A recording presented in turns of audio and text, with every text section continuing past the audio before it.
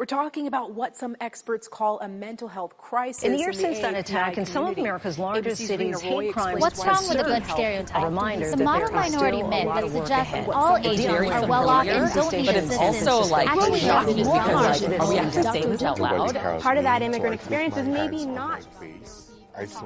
When most people talk about mental health, they tend to address how it affects humanity as a whole, and not how it might affect certain demographics differently. But compared to other backgrounds, Asian Americans are least likely to receive mental health treatment. Only 20.8% of Asian adults with a mental illness received treatment in 2020. A lot of times I've seen me and my friends kind of put mental health on the back burner for a while. Especially in high school, a lot of my friends were just like, we're grinding, nothing else matters. We have to get into this good school, we have to get good grades, we have to do all these extracurriculars, and then we can finally rest when it's summer or when we go to college or when we graduate. And so the mental health aspect is just kind of pushed off to the side until it's convenient. And a lot of times when it's convenient, it's too late.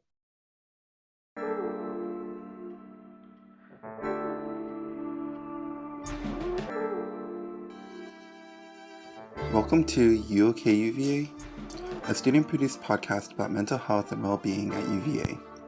I'm your host, Paul Lee, and on this episode, I'll be talking to Asian American students at UVA about their struggles with mental health and social belonging. My hope is that sharing these stories will open up a space for conversation about mental health within the Asian American student population at UVA.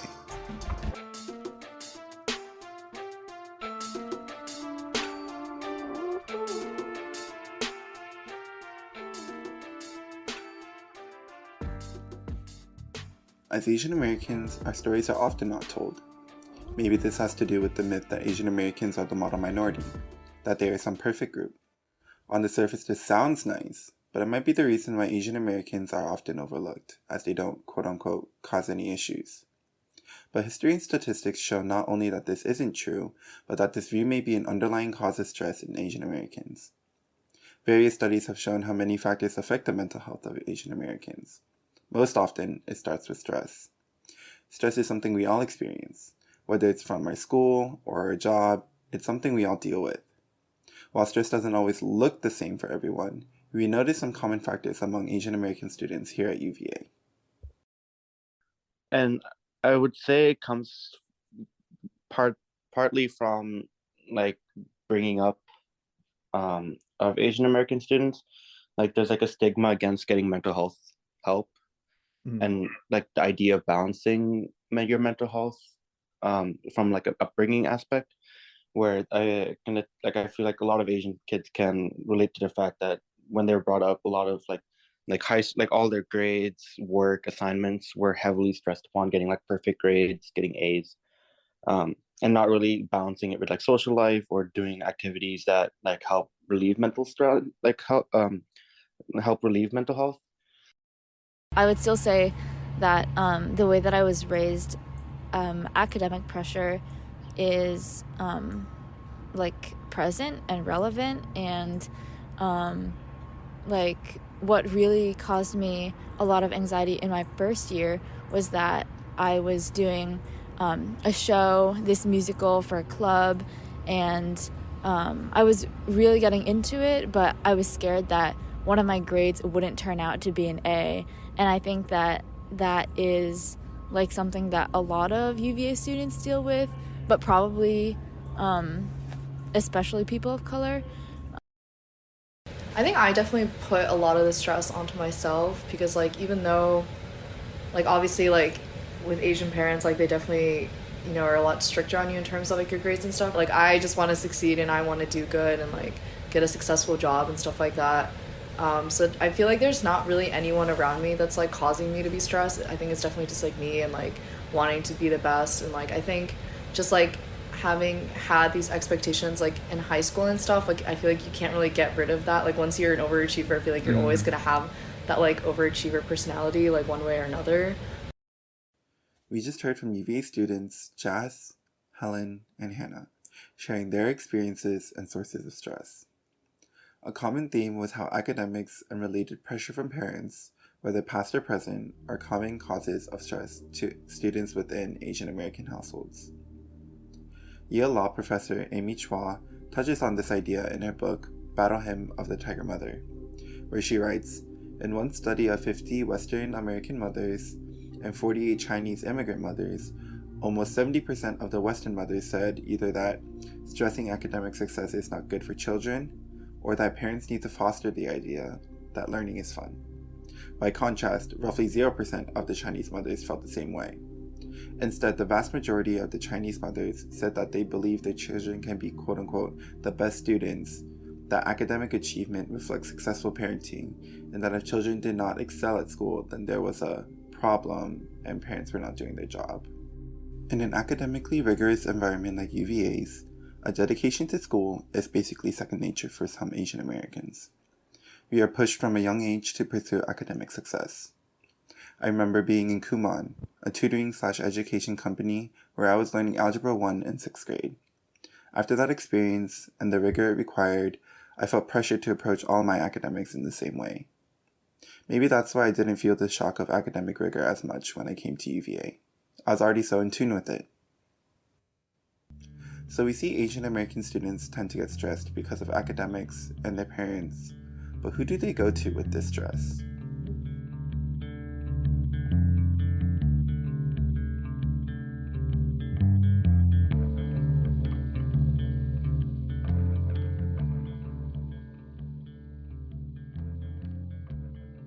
Being able to talk about mental health is something that has become more common over the last decade, yet people still struggle with having this conversation with their family, especially Asian Americans. Constance Wu speaks on this in an interview on the show The View. Even talking about your feelings. There's an entire episode of Fresh Off the Boat where we talk about how families don't like saying I love you to each other. Something as innocuous as saying I love you is too vulnerable and touchy-feely. And I think we need to open up those conversations and talk about mental health. Thinking about this, I'm transported back to middle school, when I first heard about my sister struggling with anxiety. At the time, I knew what anxiety and panic attacks were, but within the family we never really talked about mental health, so I silently worried from the side. Now, many years later, I think about how I have finally opened up the conversation to my sister who still struggles with anxiety. I have finally suggested therapy and asked her to share her anxiety with me. If only the culture surrounding mental health was different, I might have been able to do this for my sister much earlier. Many of the students I talked with emphasized how difficult it is to approach mental health issues within Asian American families. For instance, this is what Megan Van Rufflegem, who you heard speaking at the beginning of the episode, had to say. My mom, she felt like mental illness wasn't really a real thing, and like hard work could just be anything.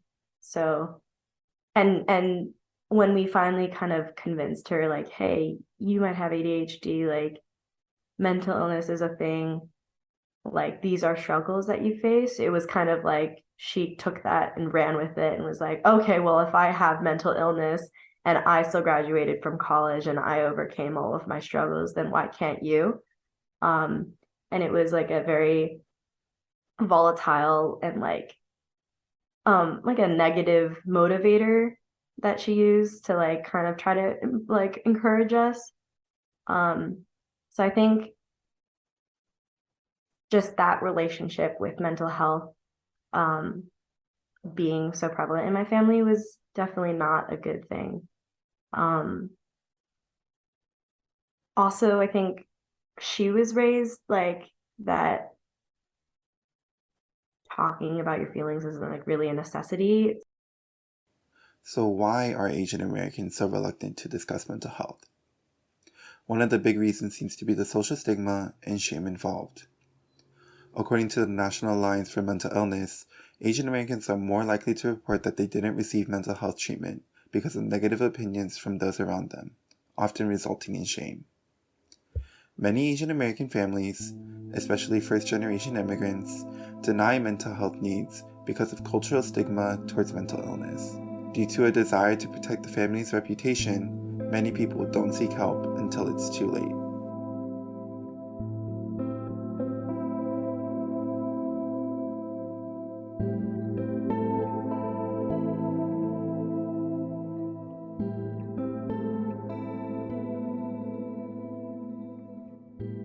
When struggling with mental health, people often seek support from friends.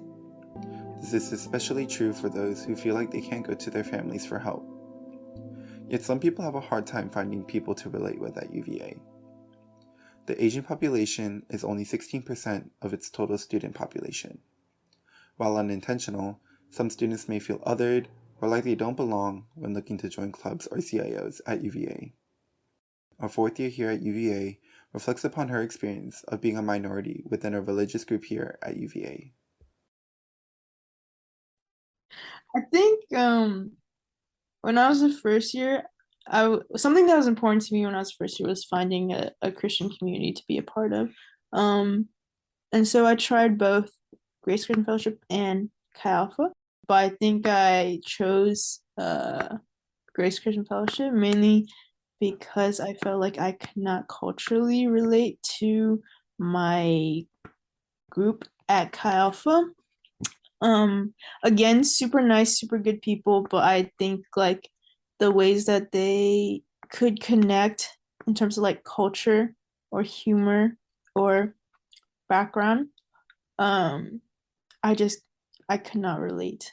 And yeah, I remember one time there was someone I was like talking to someone from my group, and we were like listening to music or something, and she was like, yeah, she was just talking about how she wished she was a housewife in the 50s, just like cleaning the house, like waiting for her husband to come back home. And it was in that moment when I was like, man, I don't belong here. I don't relate at all. Because I'm pretty sure the people around me were like, that's so relatable. But I was like, that's not relatable. Because if it were in the 50s, I wouldn't survive in America. So yeah. And it was just things like that. It was a little bit hard to relate.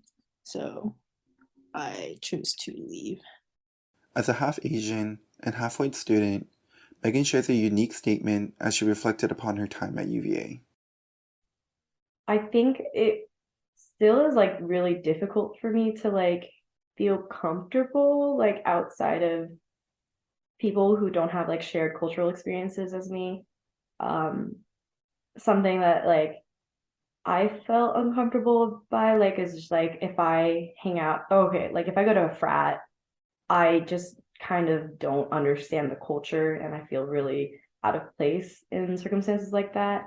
And times when I've tried to go, I feel like just every conversation is super monotonous and boring, and like it's always like someone will come up to me and ask what sorority I'm in. I'll be like, I'm not in one, and then usually the conversation kind of screeches to a halt. So it's just like, yeah, I like definitely can get away with like going to like tailgates and like frats and stuff, and like it looks like I'm in place, but I generally don't feel the most comfortable. I think that it's difficult for a university as a whole to like make people feel inclusive, to like make people feel included. Like it's the people who make people feel included. Like it doesn't really matter what the message of the university is saying so much as like if the professors and like the people and your peers are like making you feel like you're one of them.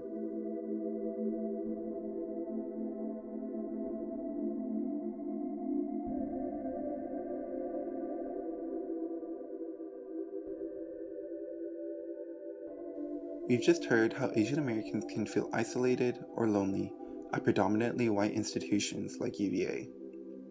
Asian students have had to carve out their own spaces where they feel comfortable and have a sense of belonging. Culturally focused clubs/CIOs are not exclusive to students of that particular background.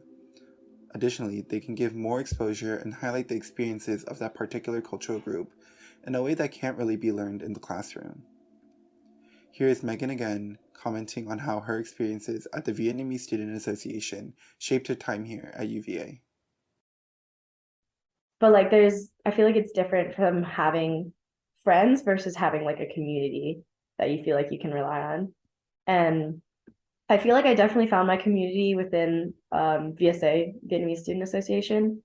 And it was around my second semester when I found like that group that I felt like I could actually be myself and I could like wholeheartedly enjoy hanging out with them, like doing basically anything.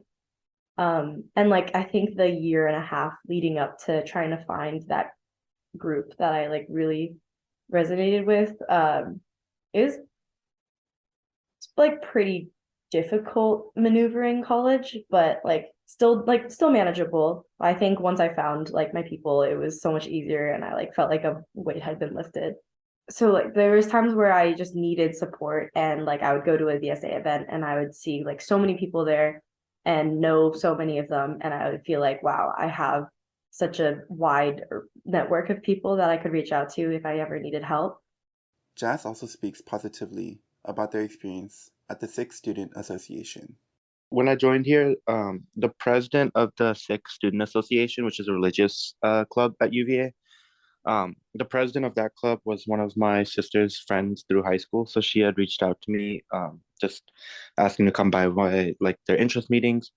And I was pretty active in that in the beginning of first semester. I met a few friends that I still talk to today. I didn't join the Indian Student Association. I would say partly because my high school and neighborhood in Northern Virginia was majority from different parts of India. So I wanted to reach out and find more joining the SSA was more impactful for me because there were less Punjabi and Sikh students in my area. So I dedicated more of my time to getting to know that group of students at UVA. As we can hear, these culturally focused groups offer places where Asian American students can find a place of understanding and acceptance. I too share in this experience, as it is often easier for me to feel accepted in a place where I can make jokes in Korean or share some kimchi jjigae without having to worry about the smell. It is often these small things that amount to how comfortable and accepted people feel.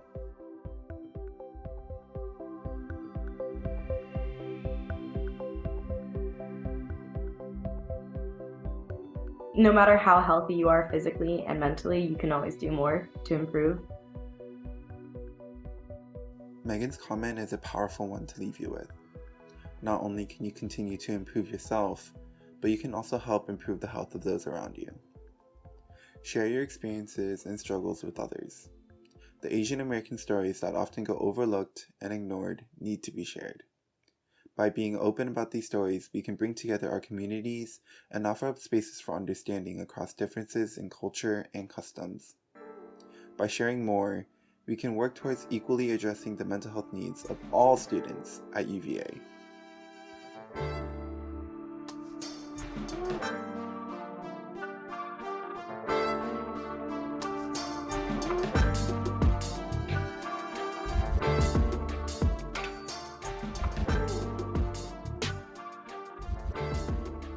This podcast was produced by Paul Lee, Raymond Wen, Bryson Taylor, and Aayush Patel as a part of a collaborative project for Professor Steph Ceraso's Writing with Sound class at UVA. A full list of audio and textual sources used in the production of this podcast can be found in the transcript associated with this episode. Thanks for listening.